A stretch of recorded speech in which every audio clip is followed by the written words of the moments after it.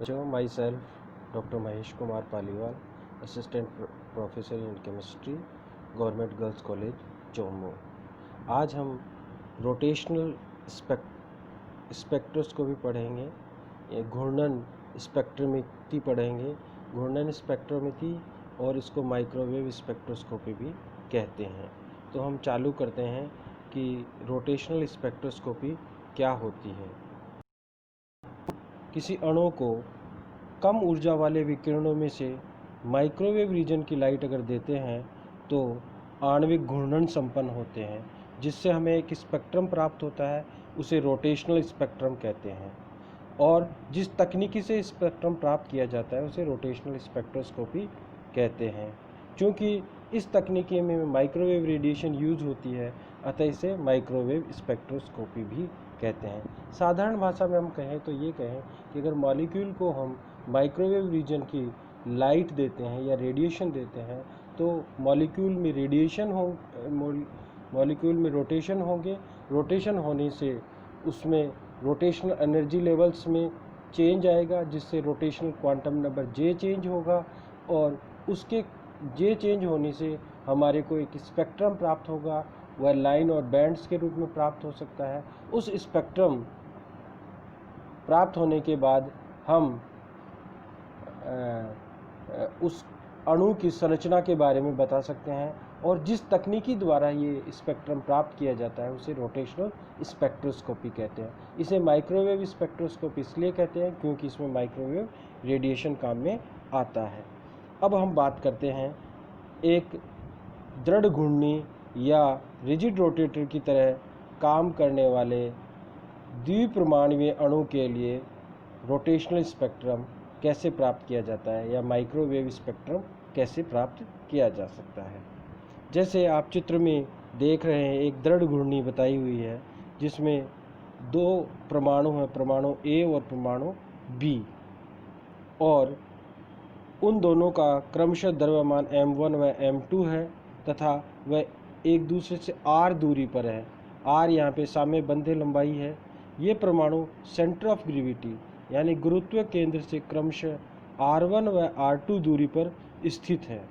माना कि यह अणु AB अपने उस एक्स से गुजरता है जो इसके गुरुत्व केंद्र से गुजरती है, तब दोनों ओर के आघूर्ण का मान या मोमेंट्स का मान समान होगा, अर्थात m1 r1 = m2 r2।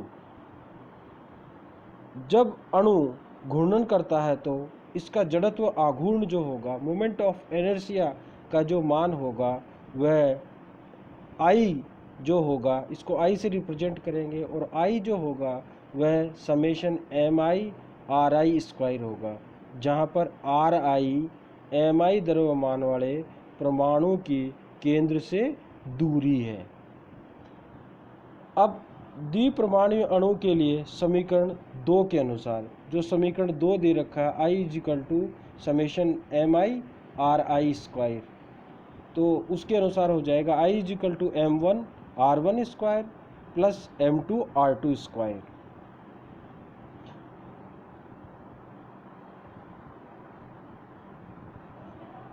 अब हम बात करते हैं I = m1 r1² + m2 r2²। अब जैसा हम चित्र के द्वारा बता सकते हैं, R = r1 + r2 है, तो r1 बराबर हो जाएगा r1 - r2। इसी प्रकार r2 = हो जाएगा r - r1। समीकरण 1 व समीकरण 9 द्वारा, 9 जो है उसके द्वारा हम ये कह सकते हैं कि m1 r1 = m2 r - r1 हो जाएगा। यहाँ पर हमने बेसिकली r2 का वैल्यू रखी है जो कि है r - r1। अब हम इसको सॉल्व करेंगे तो हमारे पास आ जाएगा m1 r1 = m2 r - m2 r1। अब m1 r1 + m2 r1 = m2 r हो जाएगा। इसका मतलब m2 r जो हो जाएगा उसके बराबर होगा m1 r1 + m2 r1। m2 r = हो जाएगा r1 × m1 + m2, क्योंकि हम r1 कॉमन ले सकते हैं। अब r1 = हमारे पास हो जाएगा m2 r upon m1 plus m2। इसी प्रकार हमारे पास जो समीकरण 10 आई है, उसी प्रकार हमारे पास दूसरी समीकरण 11 प्राप्त हो सकती है। R2 बराबर हो जाएगा m1 R upon m1 plus R2। अब हमारे पास देखो समीकरण 3 दे रखी है। समीकरण 3 क्या है? I equal to m1 R1 square plus m2 R2 square. अब इस समीकरण में हम R1 और R2 का मान ऊपर समीकरण 10 व 11 से रख देंगे, तो हमारे पास आ जाएगा I equal to m1 into m2 upon R, m2 R upon m1 plus m2 का square plus m2 R m1 R upon m1 plus m2 का स्क्वायर। यानी कि हमने पहले में R1 की वैल्यू रख दी, दूसरे में R2 की वैल्यू रख दी। अब हम इसको सोल्व करेंगे तो हमारे पास ये आ जाएगा m1 m2 square R2 square upon m1 plus m2 का स्क्वायर प्लस m2 m1 का स्क्वायर R का square upon m1 plus m2 का स्क्वायर। अब देखिए हम यहाँ से इन दोनों में से m1 प्लस m2 को कॉमन ले सकते हैं। m1 प्लस m2 को कॉमन लेंगे तो हमारे पास एक नीचे वाला जो है वो कट जाएगा, तो हमारे पास आ जाएगा क्या? m1 into m2 upon m1 plus m2 into R square. तो I बराबर हमारे पास हो जाएगा I equal to mu R square. Mu यहाँ पर रिड्यूस्ड मास है, उसकी वैल्यू जो हो जाएगी वो हो जाएगी m1 into m2 upon m1 plus m2 के बराबर। तो I equal to mu R square. अब हम नेक्स्ट देखते हैं। समीकरण 12 में अणु का जड़त्व आघूर्ण I द्रव्यमान व बंध दूरी के पदों पर है। I जो जड़त्व आघूर्ण है द्रव्यमान व बंध दूरी के पदों में है। एक घूर्णन करते हुए अणु के लिए कोणीय संवेग L जो होगा I ओमेगा के बराबर होगा, जो समीकरण 13 में बताया गया है, जहाँ पर W कोणीय वेग है। लेकिन अणुओं का कोणीय संवेग हमेशा क्वांटाइज्ड होता है, उसे निम्न समीकरण द्वारा दर्शाया जाता है। L equal to under root J into J plus 1 H upon 2 pi, जहाँ पर J का मान 0, 1, 2, 3 हो सकता है। J यहाँ पर रोटेशनल क्वांटम नंबर है, पहले ही मैंने बता रखा है कि घूर्णन क्वांटम संख्या है। ये J का मान 0, 1, 2, 3 हो सकता है। अब घूर्णन करने वाले अणु की जो रोटेशनल एनर्जी होती है, जो अणु रोटेशन करता है उसकी एनर्जी का मान होता है हाफ I ओमेगा स्क्वायर। अब इस जो कि हमने समीकरण 14 में बता रखी। अब समीकरण 14 को हम ऊपर नीचे I से गुणा करेंगे तो हमारे पास आ जाएगा E rotational is equal to I square omega square upon 2I।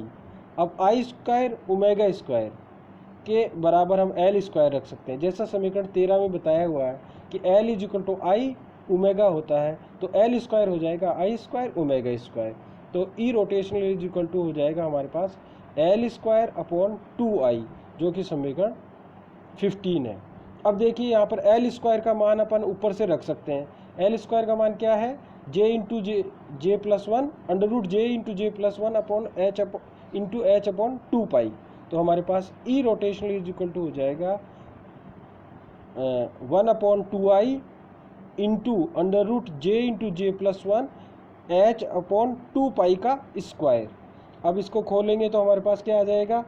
ये J का तो अंडर रूट हट जाएगा स्क्वायर करने पर, और H को H स्क्वायर हो जाएगा, और 2 का स्क्वायर 4 हो जाएगा, और पाई का स्क्वायर पाई स्क्वायर हो जाएगा।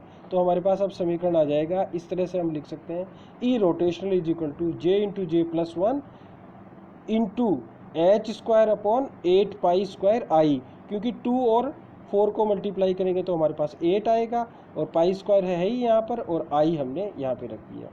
ई रोटेशनल की जगह हम ई जे भी लिख सकते हैं। तो ई रोटेशनल इज इक्वल टू ई जे बराबर H square upon 8 pi square I into J plus 1, जो कि जूल में है, समीकरण 16 में ये बताया। अब जूल को सेंटीमीटर इनवर्स में बदलने के लिए जूल में ऊर्जा को HC से भाग दे देते हैं। अगर हमारे पास जूल में कोई ऊर्जा है और उसको हम सेंटीमीटर इनवर्स में बदलना चाहते हैं तो हम उसको HC से भाग दे देंगे, तो हमारे पास सेंटीमीटर इनवर्स में आ जाएगा। तो HC से भाग देने पर हमारे पास अब जो समीकरण आएगा वो आ जाएगा एच अपॉन, अब स्क्वायर हट जाएगा क्योंकि अपन ने एच सी से भाग दे दिया, तो एच अपॉन 8 पाई² आई सी into J plus 1 centimetre inverse में। अब देखो एच प्लैंक्स कांस्टेंट है जो कि एक कांस्टेंट है, 8 भी कांस्टेंट है, पाई भी कांस्टेंट है, आई भी कांस्टेंट है और सी भी कांस्टेंट है। सी यहाँ पर प्रकाश का वेग है, ठीक है। आई क्या है, जड़त्व आघूर्ण है।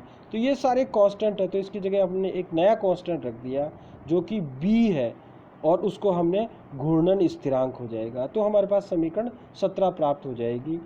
ई जे इंटू जे, ई जे बराबर B J into J plus 1। Actual में जो हमारे पास ई जे आया है वो सेंटीमीटर इनवर्स में है, और वास्तव में सेंटीमीटर इनवर्स में जो वैल्यू होती है वो किसकी होती है, तरंग संख्या की वैल्यू होती है।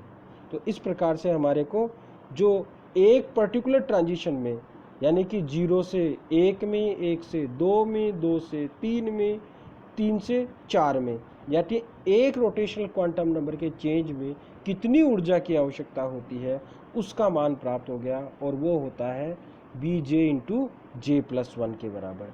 अब हम कैसे स्पेक्ट्रम प्राप्त किया जाता है और इसमें सिलेक्शन रूल कैसे लगता है, मैंने आपको बताया था कि सिलेक्शन रूल क्या बताता है कि किसी पर्टिकुलर ट्रांजिशन में कितनी एनर्जी की आवश्यकता होती है, वो हमारे को सिलेक्शन रूल जानकारी देता है। और रोटेशनल स्पेक्ट्रा के लिए सिलेक्शन रूल क्या होता है इसके बारे में हम नेक्स्ट लेसन में हम बात करें, नेक्स्ट लेक्चर में हम बात करेंगे कि किस प्रकार से हमारे को रोटेशनल स्पेक्ट्रा प्राप्त होता है, और फिर रोटेशनल स्पेक्ट्रा की इंटेंसिटी को प्रभावित करने वाले कारक क्यों उसमें पढ़ेंगे। थैंक यू, धन्यवाद।